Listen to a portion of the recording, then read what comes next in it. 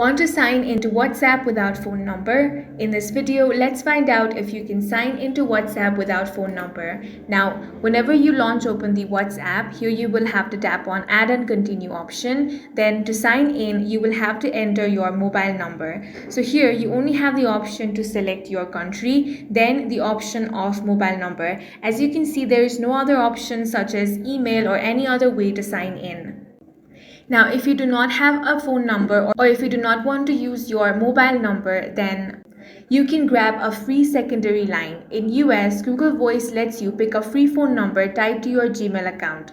You just have to install Google Voice. For that, head over to Play Store or App Store, then search Google Voice.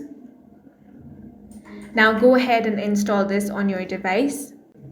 Then request a number and enter that into WhatsApp, and there you will receive a verification code. Outside the US, or if Google Voice isn't available, you want to search your Play Store for any free texting or secondary phone number apps.